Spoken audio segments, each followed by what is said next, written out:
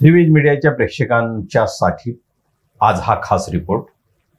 नुकतंच म्हणजे 1 ऑगस्ट 2024 ला सर्वोच्च न्यायालयाच्या 7 सदस्यीय पीठानं अनुसूचित जाती आणि अनुसूचित जमाती म्हणजे एससी आणि एसटी या 2 प्रवर्गाचं उपवर्गीकरण करण्याच्या संदर्भातलं शिफारस करणारा निर्णय दिला।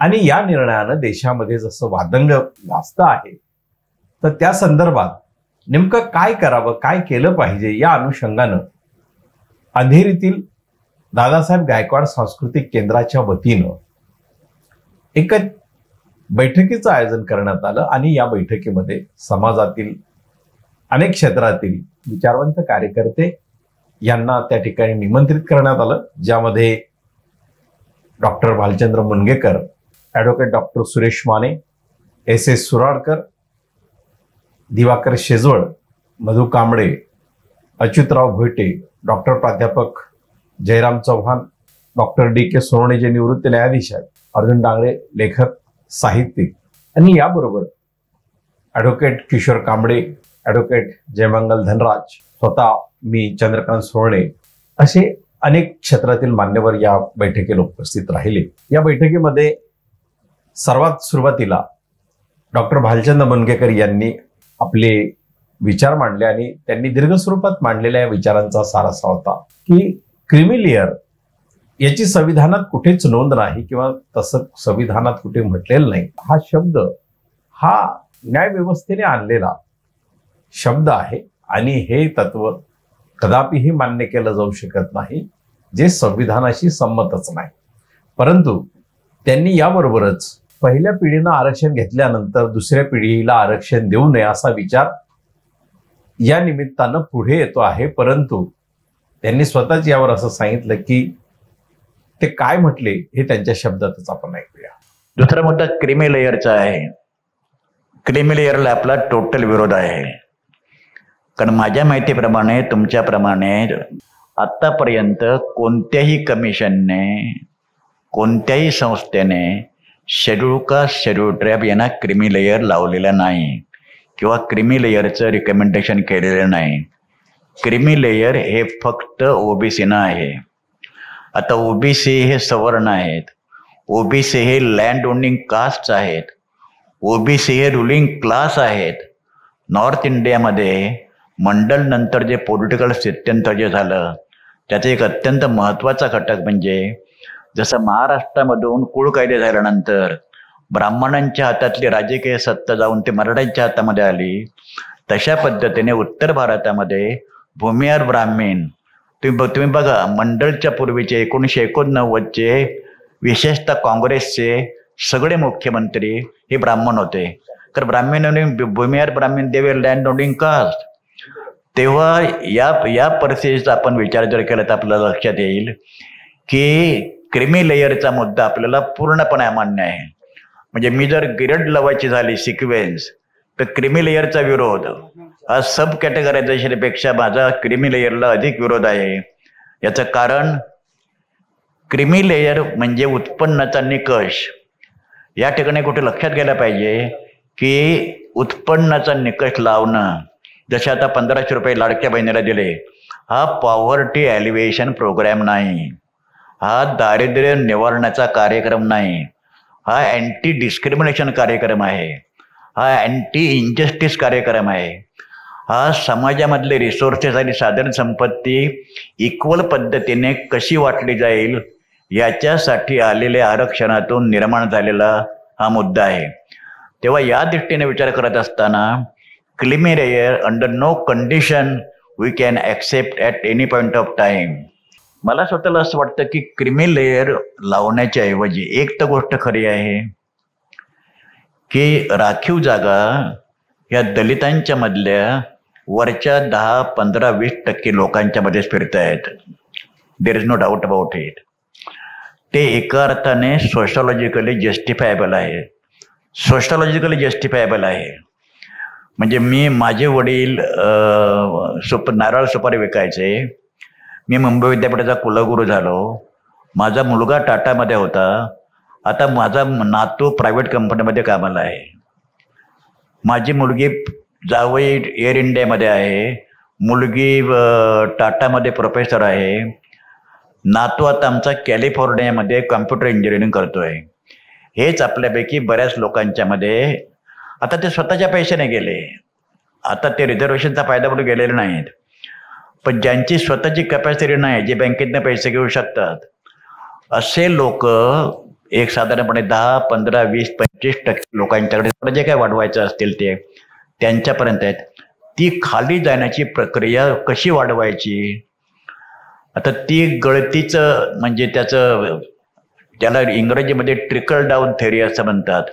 मग ते झिरपत ती जाऊ देत की त्याच्यामध्ये स्टेटला इंटरव्हेन्शन करू देत.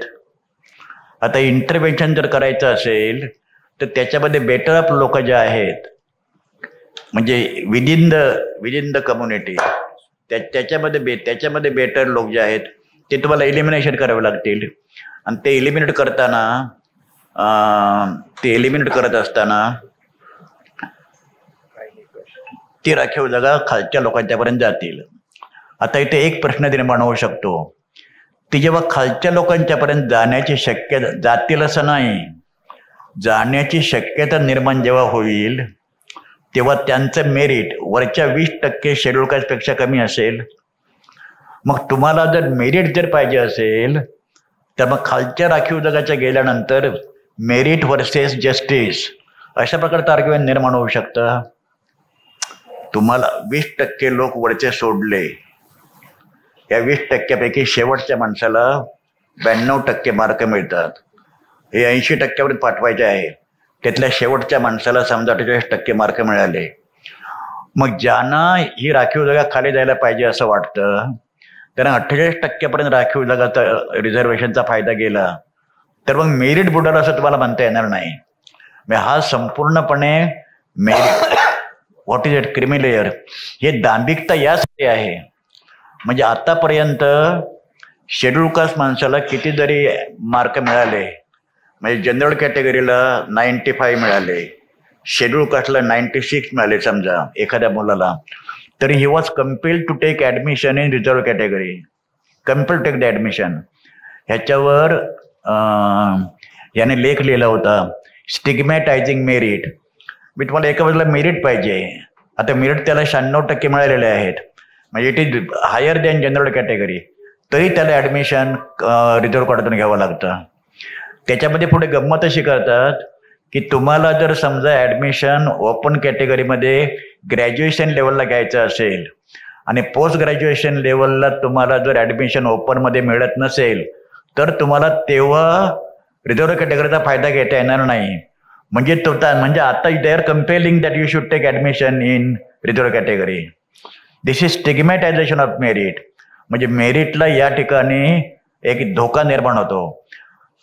In brief, under no condition, आणि आपल्याला कल्पना आहे की शेड्यूल कास्ट आणि शेड्यूल टाईप दोन एक कॅटेगरीज नाहीत, कारण शेड्यूल कास्ट हे अनटचेबल्स होते. Schedule caste were untouchables, schedule tribe आदिवासी अनटचेबल्स नाहीत. आदिवासींची वेगळी कल्चर आहे पण दे आर नेव्हर अनटचेबल्स. त्यांना सवर्णासारखे बेनिफिट मिळत नसतील.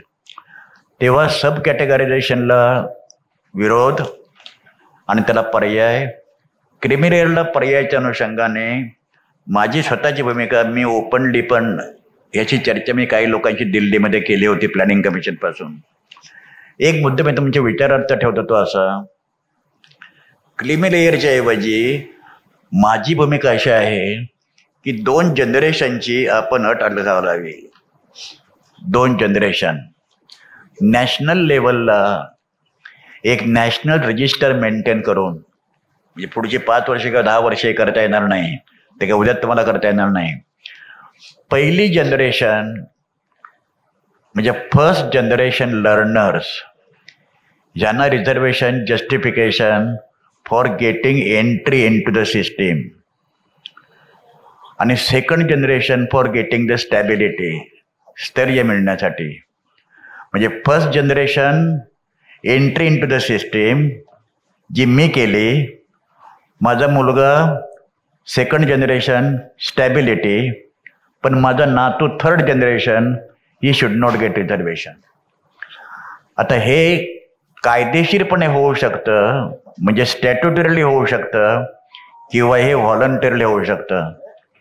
समजा आपण असं गृहीत धरलं, जर आपल्याला बऱ्याच लोकांना हे पटत असेल तर आपण हे व्हॉलंटरी म्हणजे जे शेड्यूल कास्ट आहेत त्यांनी 2 जनरेशन नंतर राखीव जागा आम्ही घेणार नाही किंवा घेऊ नये अशा प्रकारची भूमिका जर घेतली तर हा एक पर्याय क्रीमी लेअरला होऊ शकतो. यानंतर डॉक्टर सुरेश माने जे संविधान तज्ज्ञ आणि VRSPचे राष्ट्रीय अध्यक्ष यांनी या संदर्भात देशात त्यांनी एकंदरीत जातीव्यवस्थेची पाहिलेली अवस्था, त्यातला संघर्ष, तो अनुभव आणि कायदा आणि तत्व या सगळ्यांची सांगड घालून त्यांनी आपल्या विचारांमध्ये हे अन्वेषण जेव्हा मांडलं तेव्हा ते हे म्हणतात की शेड्यूल कास्ट या समाजामध्ये उपवर्गीकरण करण्यामागे हा निर्णयच खरं तर राजकीय हेतूने आहे असा त्यांचा थेट आरोप आहे. आणि ते म्हणतात की या समूहांमध्ये आंबेडकरवादी आणि हिंदुत्ववादी असं विभाजन करून प्रतिगाम्यांच्या बाजूने हिंदुत्ववाद्यांना घेऊन राजकीय दृष्ट्या त्यांना पुढे न्यावं अशा प्रकारची एक मानसिकता आहे. ते या संदर्भात नेमकं काय म्हटले हे आपण त्यांच्या शब्दातच ऐकूया.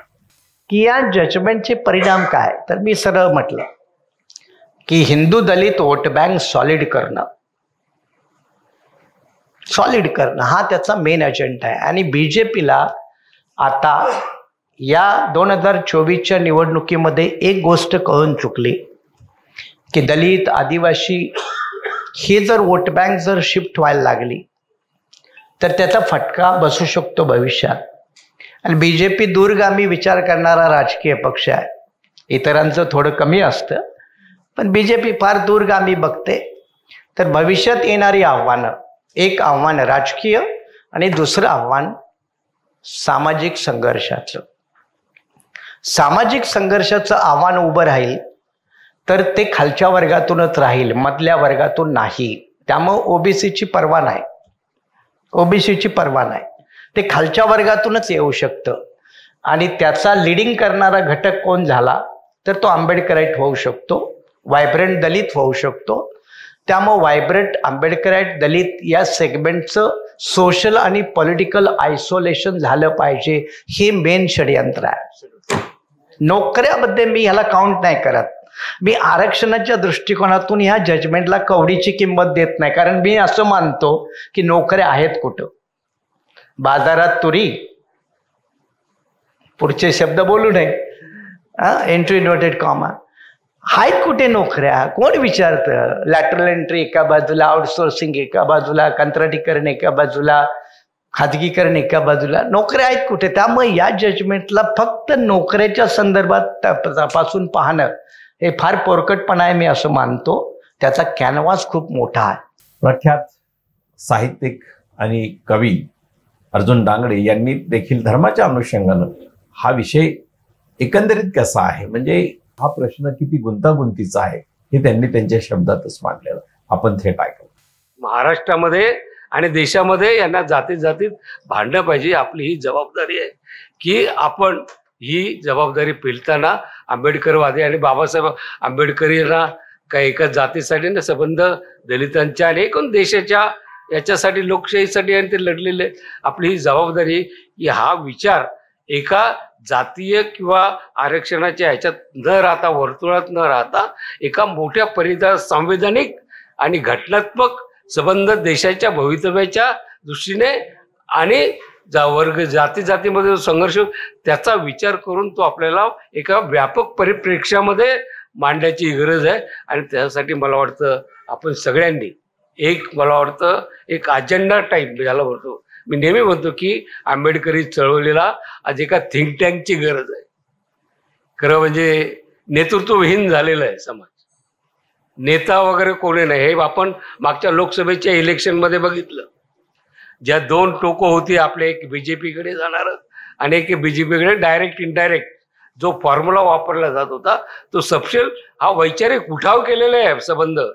संविधानवादी आणि विशेषतः आंबेडकरी जनतेने विठाव करून आपण महाराष्ट्रात एक धडा शिकवलेला आहे आणि हाच विचार पुढे नेण्यासाठी आपण जे इतर घटक असतील दलित समूहामधले कटुता न येता किंवा आपण जास्त अभिनिवेश याच्याबद्दल न बाळगता हा सामंजस्याने सोडवण्यासाठी आणि संविधानिक मूल्य हा खरं म्हणजे रिझर्वेशन आरक्षणच्या संविधानिक मूल्य जे धोक्यात आणतायत वेगवेगळ्या प्रकारे माध्यम करून किंवा वेगवेगळे मार्चे हे करून त्याच्यातून हे करण्यासाठी आपण मला वाटतं हे संविधानिक मूल्य जतन करण्यासाठी ही लढाई आपल्याला लढायची आहे.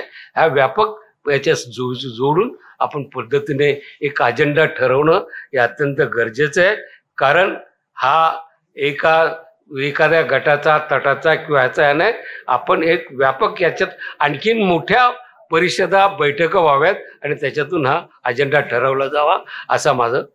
या बैठकीचं सूत्रसंचालन दादासाहेब गायकवाड सांस्कृतिक केंद्र अंधेरी यांचे सरचिटणीस माननीय चंद्रकांत बच्छावसर यांनी स्वतःच केलं आणि या बैठकीमध्ये ज्येष्ठ पत्रकार मधुकर कांबळे यांनी देखील आपले विचार मांडले आणि हे विचार मांडत असताना त्यांनी हा प्रश्न नेमका कसा समजून घेतला पाहिजे आणि या प्रश्नाला नेमक्या काय बाजू आहेत आणि कसं पुढे गेलं पाहिजे या संदर्भात ते थेट काय म्हणतात.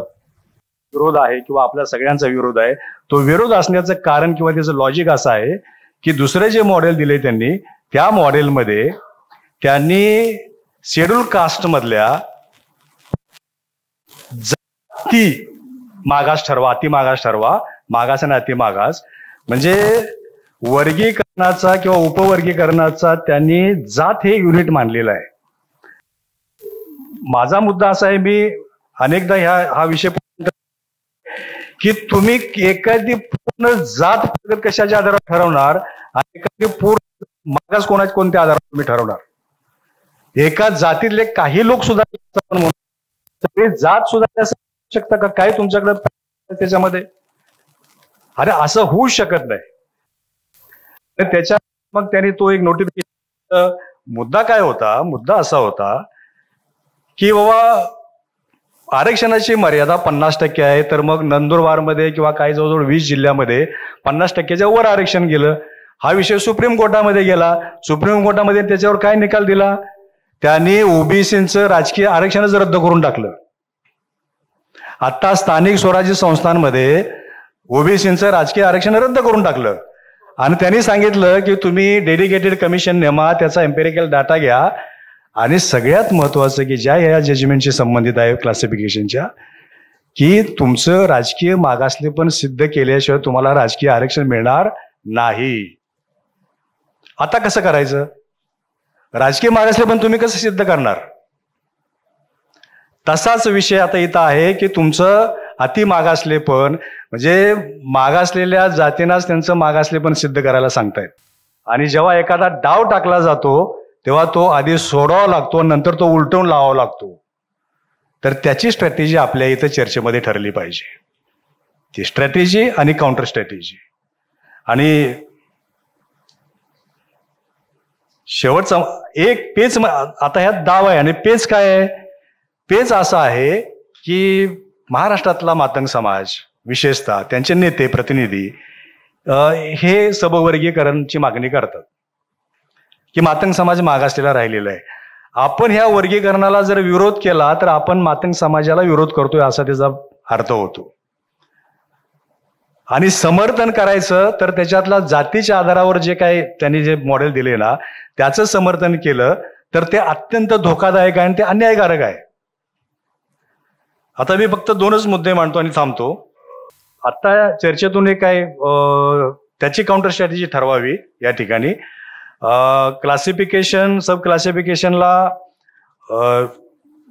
कशा पद्धतीनं आपण सामोरे जाणार आहोत तर त्याच्याबद्दल मुनगेकर सरांनी जो एक मुद्दा मांडलेला आहे की खरं म्हणजे एक आपली भूमिका अशी असायला पाहिजे, एक आंबेडकरवादी म्हणून, फुले आंबेडकरवादी म्हणून, की जर आपल्या मागास वर्गीयांमधला जर काही घटक मागास राहिलेले असतील तर त्यांना आपण हात दिला पाहिजे. त्याच्यासाठी काय करायचं, त्यासाठी कसं ठरवायचं हे आपल्याला हे करावं लागेल. म्हणजे त्याला आंधळेपणाने विरोध करू नये, आपण ते ठरवलं पाहिजे. पण जात घटक मानून तुम्ही सब क्लासिफिकेशन करणं हे धोक्याचं आहे. हे जाती जातीमध्ये संघर्ष उभा करणार आहे आणि त्याला मात्र तीव्र विरोध हा केलाच पाहिजे. त्याच्या व्यतिरिक्त सुप्रीम कोर्टाचं मॉडेल आपण स्वीकारू नये. आपण आपलं मॉडेल सुप्रीम कोर्टाला द्यावं, जे काय आपण ठरवते. शेवटचा दोन मुद्दे. यावेळी या बैठकीमध्ये ॲडव्होकेट डॉक्टर सुरेश माने यांनी सुरुवातीलाच एक प्रश्न केला होता की जवळपास या 25 लोकांच्या बैठकीमध्ये नेमकं उपवर्गीकरणाच्या निकालाला किती लोकांचं समर्थन आहे. तर यावर फक्त एक हात वर झाला आणि तो हात होता निवृत्त न्यायाधीश डॉक्टर डी.के. सोनवणे यांचा. तर डी.के. सोनवणे हे का उपवर्गीकरणाच्या बाजूने आहेत हे त्यांच्या शब्दातच आपण ऐकूया. एक पिढी जर तुमची घेत असेल, ती सुधारली असेल, त्याचा एक विशिष्ट स्टेज आला असेल, कारण त्या घटना समितीमध्ये स्टेज शब्द वापरलेला आहे, तर तो आल्यानंतर जर कुठे तुमच्यामध्ये क्लासिफिकेशन केलं तर काय बिघडणार आहे. मी उदाहरण नेहमी देतो की मी मुंबईमध्ये राहतो, माझी मुलं चांगल्या शाळेत शिकतात, कॉन्व्हेंटमध्ये आहेत, माझी मुलं पुढभर जेवत आहेत. त्याच वेळेला माझा एक बंधू एका खेड्यामध्ये आहे, त्याला एक वेळचं अन्न मिळत नाही. त्याच्या कुटुंबातला मुलगा आणि माझ्या मुलगा यांचं कॉम्पिटिशन होऊ शकेल का. इतर जातीने सोडून द्या, आम्ही आमच्यामध्येच म्हणत आहोत. आणि मग आमच्या माने साहेबांचं वाक्य नेहमीच आम्ही नेहमी बोलतो मित्र म्हणून की रिझर्वेशन काय आहे, तुमचं ताट भरलेले, तुमच्या ताटातून थोडं काढून त्यांना द्या, हे रिझर्वेशन आहे. आणि मग क्लासिफिकेशन मध्ये जर अशा प्रकारे माझ्या ताटातलं त्या माझ्या बांधवाला जर गेलं तर काय बिघडणार आहे, हे माझं स्वतःचं वैयक्तिक मत आहे. आणि कोणती सुरुवात आपण स्वतः करायची असते. मी 83ला वकील झालो, त्या दिवसापासून मी माझ्या कोणत्याही मुलाला कोणतंही आरक्षण घेतलेलं नाहीये. आणि गवई साहेबांनी तेच म्हटलेलं आहे की हे आरक्षण खालच्या थरापर्यंत जाऊ देत, तुम्ही स्वतः सोडायला काय हरकत आहे. माझा साधा प्रश्न आहे की तुम्ही तुमच्याच बांधवाला विरोध करणार आहात का. जेव्हा आम्ही म्हणतो क्लासिफिकेशन नकोय, त्यावेळेला मात्र आम्ही आमच्या दुसऱ्या बांधवाला विरोध करत आहोत, हे आम्ही का विसरतोय. या बैठकीतला, या चिंतन बैठकीतला विचार पुढे पुढे जात असताना डॉक्टर डी.के. सोनवणे यांनी जे विचार मांडले, अगदी त्यांच्या विचारांना छेदणारा आणि त्यांच्या विचारांना अगदी भेदून पुढे जो विचार आला तो ॲडव्होकेट किशोर कांबळे यांनी कसा परखडपणे मांडला. त्यांच्या मांडण्यातच त्यांनी हे म्हटलं की आरक्षण हे 50% मिळतं आणि 50% खुल्या वर्गाला आहे. मात्र या खुल्या वर्गातील जे 50% आहेत, या 50%चं उपवर्गीकरण आधी करायला हवं. कारण त्यामध्ये देखील एकच जात विशिष्ट कसा सर्वाधिक फायदा घेत आहे, 80% फायदा घेत आहे, हा त्यांचा थेट आरोप नेमका कसा झाला हे आपण त्यांच्या शब्दात ऐकायला. की जेव्हा भारतामध्ये जी रिझर्वेशन व्यवस्था आहे, त्या रिझर्वेशन व्यवस्थेमध्ये 50% रिझर्वेशन जे सुप्रीम कोर्टाने सांगल्याप्रमाणे SC ST OBCला आहे. म्हणजे 50%चं क्लासिफिकेशन झालेलं आहे. SC ST OBC असं क्लासिफिकेशन झालेलं आहे. राहिलेले 50% खुले आरक्षण आहे. या खुल्या आरक्षणाचं क्लासिफिकेशन का झालं नाही, त्याची मध्ये 5% असलेला समाज आज 80% जागेवर बसलेला आहे. मग त्याचं क्लासिफिकेशन करण्याची सुप्रीम कोर्टाला का त्यांनी सुमोठं ऍक्शन घेतली नाही. मग ते म्हणतात खुलं आरक्षण आहे.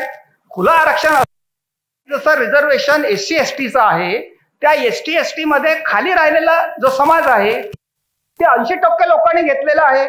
मग त्याच्यामध्ये राहिलेले मराठा आहेत, आपण लोकांना मांडलं पाहिजे. आपण काय करतो, आपलं म्हटल्याप्रमाणे डिफेन्सिव्ह होतो. आमच्या पत्रकार अडचण आली तर पण आम्ही दुसऱ्याला बी अडचणीत टाकलं पाहिजे ना. What is called the attacking methodology बनली पाहिजे. आज जे 5% लोक हे पॉलिसी बनवतात, त्याचा इफेक्ट राजकीय क्षेत्रामध्ये आहे, त्याचा इफेक्ट ज्युडिशरीमध्ये आहे, त्याचा इफेक्ट ब्युरोक्रॅटमध्ये आहे आणि हे त्याचे प्रभावित होऊन अशा प्रकारचे निर्णय देतात. मग आपण जर असा प्रश्न केला की 5% लोक तुम्ही 80%वर बसलेले आहेत, ते म्हणतात आम्ही मेरिट आहोत, तर मग मेरिट तर इंग्रज लोकही होते ना, मेरिट इंग्रजी लोक होते. जेव्हा ब्रिटिशर्स होते तुम्ही त्यांना का भारतातून बाहेर काढलं? कारण की ते परकीय होते. मग तुम्ही पण तर परकीयच आहेत, तुम्ही कुठून आलेले आहेत? म्हणून तुम्ही 5% लोकांनी, तुम्ही भारताचे लोक या परिभाषेमध्ये एकटेच येत नाही, आम्ही पण येतो आणि म्हणून त्या खुले आरक्षण आहे त्याचं क्लासिफिकेशन अगोदर करा. आम्ही सब क्लासिफिकेशनला तयार होतो जेव्हा तुम्ही त्यांचं सब क्लासिफिकेशन करा. सब क्लासिफिकेशन झाल्यानंतर मग आम्ही दुसरा विचार करून की त्याचं पुन्हा क्लासिफिकेशन आणि सब क्लासिफिकेशन. पहिले क्लासिफिकेशन झालं पाहिजे, नंतर सब क्लासिफिकेशन होईल. जितने संख्या उसकी उतनी भागीदारी. की आपण म्हणतो की इक्वल फील्ड असली पाहिजे, कॉम्पिटिशनची इक्वल फील्ड असली पाहिजे. इक्वल फील्ड कशी येईल? गावाखेड्यामध्ये जो मागे राहिलेला समाज आहे त्याला शहरातलं इन्फ्रास्ट्रक्चर भेटते का? काय एक देश एक एज्युकेशन पॉलिसी आहे का? काय एक कॉम्पिटेटिव्ह एक्झामसाठी एक माणूस शहरामध्ये येतो, त्याला ती फॅसिलिटी इथं मिळते, त्याला ती गावात भेटते का? जर असं होत नसेल तर ती जबाबदारी सरकारची आहे. सरकारने सगळ्या गावाखेड्यामध्ये सेंट्रल स्कूल स्थापन करावं. जिल्ह्यामध्ये IIT लेवलचे एज्युकेशन सगळ्या इंजिनिअरिंग कॉलेजमध्ये द्यावं. सगळ्या बिझनेस मॅनेजमेंट जे IIM मध्ये शिकवतात त्या लेवलचं एज्युकेशन सगळ्या ऍडमिनिस्ट्रेशन जे आहे त्याच्यामध्ये असलं पाहिजे कॉलेजमध्ये. अशी व्यवस्था करत नाही. शिक्षणामध्ये पैसा खर्च कमी करतो आणि आमच्यामध्ये भांडण लावतो. जर तुम्हाला इक्वल फील्ड आणायची असेल तर तुम्हाला ही पर्यायी व्यवस्था स्थापित करावं लागेल आणि पर्यायी व्यवस्था किंवा एज्युकेशन फील्डसाठी जोपर्यंत तुम्ही स्थापित करत नाही तोपर्यंत तुम्ही असं म्हणू शकत नाही. आणि आताही रिझर्वेशनचं बरेचदा 40% जागा अजून रिकाम्या आहेत. आम्ही असं म्हणतो की जे मागे राहिलेले आहेत त्यांना तुम्ही बिना गुणवत्तेने, जो मॅट्रिक झाला असेल त्याला बनवा ना एखादा कलेक्टर. असं करणार आहे का तुम्ही? असं करणार नाही. म्हणून त्याची गुणवत्ता वाढवण्यासाठी तुम्हाला ती इन्फ्रास्ट्रक्चर उभं करावं लागेल. पहिले ते उभं करा, इक्वल लेवल फील्ड तयार करा, त्याच्यानंतर तुम्ही गुणवत्तेचा विषय तयार झाला पाहिजे. या बैठकीमध्ये अच्युतराव भोटे यांनी देखील असा मुद्दा मांडला की अनुसूचित जातीने बौद्ध धर्मामध्ये राहिलं पाहिजे, तो स्वीकारला पाहिजे. मात्र जनगणना जेव्हा होते तेव्हा बौद्धांनी आपल्या जातीचा उल्लेख करणं आवश्यक आहे असं ते म्हणतात. कारण असा उल्लेख झाला नाही तर आरक्षणाची टक्केवारी कमी होते. नेमकं ते काय म्हटले हे त्यांच्या शब्दात ऐकूया. मगाशी जो मुद्दा मी सांगितला की आजही जवळजवळ 30 ते 35 लाख अनुसूचित जातीतून धर्मांतरित बौद्ध आपली जात लिहित नाही. मुद्दा असा आहे की हे जे मागणी झालेले महाराष्ट्रामध्ये त्याची सुरुवात झाली. बौद्धांना जर अनुसूचित जातीमध्ये दिलं जात नाही तरीही ते आरक्षणामध्ये आहे. मग आमच्या हिशेबात आरक्षण कसे काय? मग आमचा आम्हाला वेगळं येतो. माझं स्पष्ट मत आहे की मातंग समाज, चर्मकार समाज यांना कमी आरक्षण मिळालेलं आहे. हे अशिक्षित आहेत, गरीब आहेत, शिकत नाहीत, हा विषय नाहीच आहे. चर्मकार समाज हा महाराष्ट्रापेक्षाही जास्त आरक्षण देतो. थोर समाज महाराष्ट्रापेक्षाही जास्त आरक्षण देतो. आपल्या कार्यालयामध्ये असलेले गुल्यार समाजाचे लोक आपल्याला कळतच नाही की कोण आहे. परंतु आरक्षण घेतात तिथे आलेला आहे तो अधिकारी. इथे जाधव साहेब आलेले आहेत, CK जाधव, हे उपसचिव आहेत. त्या ऑफिस मध्ये झालेला त्रास पूर्ण सर्व्हिस मध्ये हे बघून त्यांनी दोन्ही मुलं कॅनडाला पाठवली. बोलले मला हे आरक्षण आणि नोकरी नाहीच पाहिजे. कारण पुढच्या काळामध्ये नोकरी करणं फार कठीण आहे. त्यामुळे इथे जे शिकलेले लोक आहेत ते आरक्षण खात आहेत आणि तेच ते वारंवार आरक्षण खात आहेत यालाही काही अर्थ नाही. एकदा शिकलेला माणूस पुन्हा त्या सरकारी नोकरीमध्ये जाऊन जोडे उचलायला तयार नाही. जसं मुंडेकर साहेबांनी सांगितले की माझे सगळे मुलं बाहेर देशात गेले किंवा दुसऱ्या प्रायव्हेट मध्ये नोकरीला, सुरटकर साहेबांना कुठे आपले मुलं क्लर्कला नोकरीला जाणार, माझे मुलं दोन्ही ऑस्ट्रेलियामध्ये आहे. म्हणजे मातंग आणि चर्मकारांच्या मनामध्ये हा विषय नाहीये की मराठी जास्त किंवा बौद्धांनी जास्त. फक्त एवढाच विषय आहे की बौद्धांनी अनुसूचित जातीचं आरक्षण घेत असताना त्यांनी अनुसूचित जातीमध्ये जनगणनेमध्ये काउंट झाली पाहिजे. जर त्यांची काउंट होत नसेल तर त्यांनी बाहेर पडतो. हा डबल गेम आमच्याशी कशाला तुम्ही या ठिकाणी ॲडव्होकेट जयमंगल धनराज हे यांनी आपले विचार मांडले आणि ॲडव्होकेट जयमंगल धनराज म्हटले की आता इथून पुढे नेमकं कसं जायचं, आपण कोणत्या दिशेने काय मार्ग आपण नेमका काढला पाहिजे, यावर आता आपण एकत्रित किंवा विचार करणं गरजेचं आहे. हे त्यांच्या शब्दात ते कसं वाटतं ते आपण ऐकूया. पुढच्या स्टेज मागचा शहाणा म्हणतो या वर्गीकरणामुळे जो काही गैरसमज आपल्या SC ST मधल्याच इतर जातींच्या बांधवांमध्ये आलेला आहे, महाराष्ट्रातल्या वंजारी समाजाचं उदाहरण देऊन जरी आम्ही समजून सांगू शकलो ना, या सब कॅटेगरायझेशनच्या चक्करमध्ये वंजारी समाजाचे, मी ऍडमिशनच्या प्रोसेसमध्ये काम केलं कॉलेजला असताना 7-8 वर्ष. वंजारी समाजातले अनेक विद्यार्थी माझ्याकडे जेव्हा ऍडमिशनसाठी यायचे त्यांना काहीतरी 1 की 1.5-2% रिझर्वेशन त्या ABCD NT D व ABCD मध्ये मिळायचं.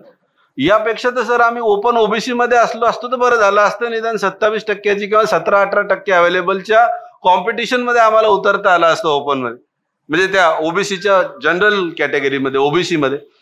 त्यामुळे वर्गीकरणाचा फार काही लाभ होणार नाही. मात्र हे आता पटवून सांगणं जास्त कठीण झालेलं आहे आणि तेच खऱ्या अर्थानं आव्हान आहे. आणि म्हणून जसं माने सरांनी अत्यंत स्पष्ट शब्दात सांगितलं की याला एजिटेट जर केलं आपण तर भाजप किंवा RSSचा जो अजेंडा आहे तोच यशस्वी करण्यामध्ये आपली ऊर्जा वाया जाईल. त्यापेक्षा याला प्रबोधनाच्या माध्यमातून समाजातील ज्या म्हणजे आपण काय म्हणू ना स्टेक होल्डर्स जे आहेत त्यांना आपण कन्व्हिन्स करण्याचा, त्यांना जागृत करण्याचा, अवेकन करण्याचं प्रोग्रामिंग करून याच्यामध्ये जास्तीत जास्त मला वाटतं जो मोठा अजेंडा आहे किंवा मोठं टार्गेट आहे ते अचीव्ह करण्याच्या दृष्टीनं समाधानकारक आपण काम करू शकतो. हा एक भाग.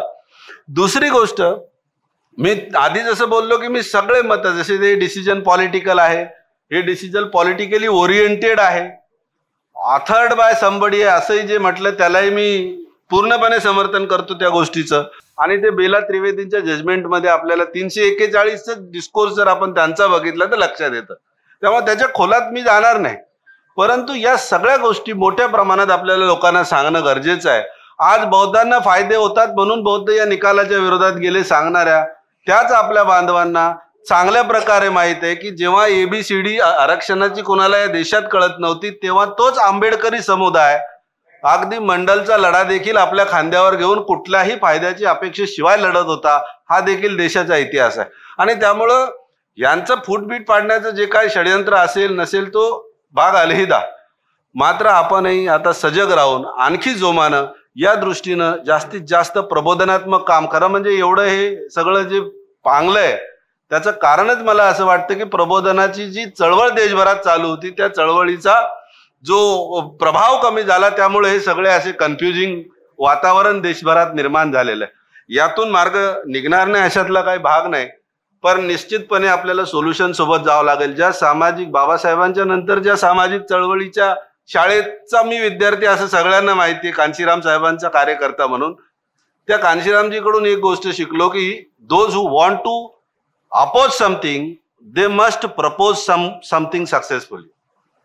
मग जर आपल्याला या निकालाबद्दल असमाधान आहे, ते निकाल फक्त न्यायालयाचा निकाल म्हणून असमाधानी नव्हे तर तो एकंदरीत आंबेडकरी चळवळीला समतेच्या विचाराला बाधक आहे असं जर मत आहे तर समतेच्या विचाराची पेरणी या देशात करून जातीविहीन जाती निर्मूलनाचं काम करून समतामूलक समाजाची निर्मिती जर केली तर अनेक प्रश्नांची उत्तरं आपल्या चळवळीच्या यशस्वीतेकडे जाण्यामुळे मिळू शकतात. किंबहुना देशात जे विविध प्रश्न आहेत त्याचं उत्तरच आंबेडकरी चळवळ आहे. सामाजिक प्रश्नांचं खरं उत्तरच आंबेडकरी चळवळीत दडलेलं आहे. तो जास्तीत जास्त यशस्वीतेकडे जाणं गरजेचं आहे. नाही तर मग तुमची माझी फरफट होते.